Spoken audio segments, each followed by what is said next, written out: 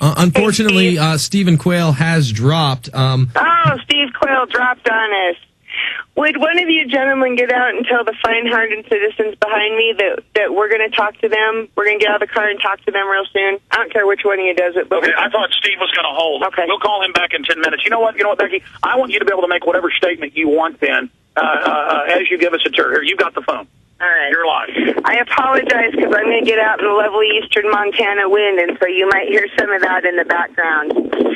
Two Rivers Detention Facility was built and is owned by Two Rivers Authority, which is the port authority that was created under Montana law as the economic development wing of the city of Hardin. This facility is built for, is accredited for, and has the authority for, and will only hold minimum and medium security offenders. And those, under the authorities, how we're allowed to operate, those offenders can only come from local, state, and federal jurisdictions.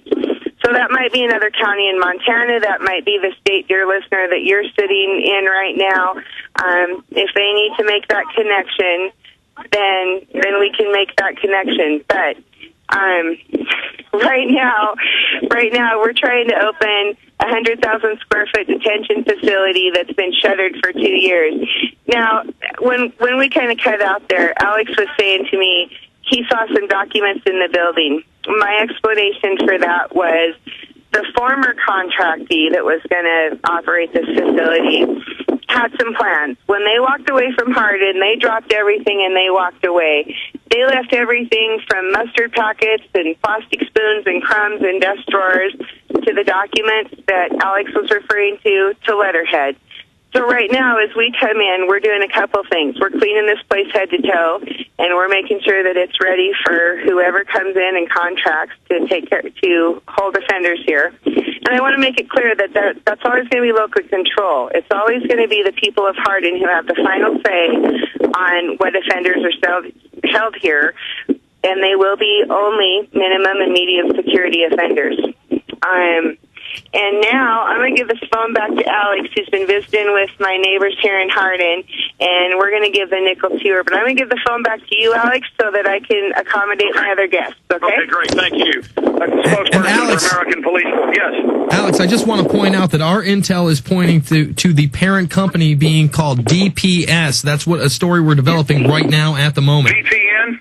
DPS. VPS. DPS, sir. It's very hard to hear you in this wind. Say it slowly.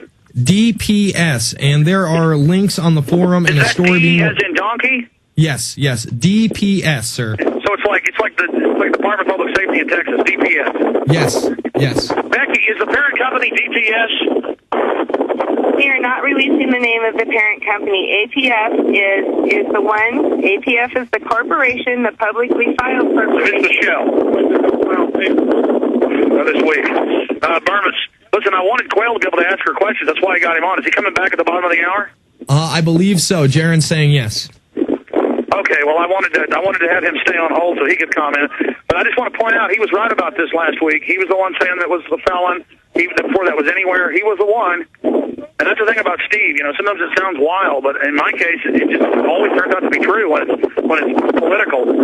I mean, this is wild, Berman. And let me say this, Alex. The headline over at USA Today in the first paragraph. Let me read it for listeners. A secretive California outfit called American Police Force is taking over a 2-year-old never-used prison in Hardin, Montana, that was briefly considered as a possible spot for Guantanamo prisoners. So that is in the first paragraph of USA Today. We are checking our sources here. It's right in front of me. And again, I think that they're using this Guantanamo prisoners excuse to say, yes, this will be a training facility for foreign troops and mercenary operations. That gives them an excuse. Guantanamo West, and I want to be clear.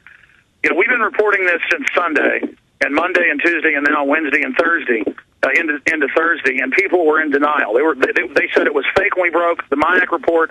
They said it was fake when we broke the DHS report. They said it was fake when we broke that we were under level 6 in April. 2 months later, it was admitted mainstream news. Ladies and gentlemen, we don't make stuff up. This is real. This is a ghost site / black site that we have on. This is a FEMA center they want to hold. She was telling me I saw blueprints all over the place, scanning them quickly. I was walking into the facility, and she'd say, "Oh, don't tape that," or "Don't show that." Where it was saying alien detention, troop barracks, processing facility. And she admitted they're going to do training to process people and to go out and set up checkpoints with CAT scan scanners, is the way she calls it, scan people's goods. So this is a huge processing center. I don't think she even knows everything. She seems pretty freaked out. She gets hired and finds out all this, and all the Serbs and the Germans and the Brits have all fled. But I was pretty smart. We went and interviewed bed and breakfasts because there's hardly any hotels here. So we went to the one hotel, the one Motel 8, two of those. We went to 3 different bed and breakfasts. At 2 of the places, they said, "Oh, absolutely, Germans, Czechs, Brits, a lot of Serbs, really hardcore-looking people, won't pay in cash, act really suspicious. They've been here for a year." I mean, this is insane what we're dealing with up here. And they're just trying to act like it's all fine. We're not going to tell you our parent company. Everything's fine. Everything's wonderful. I mean, this is bizarro land.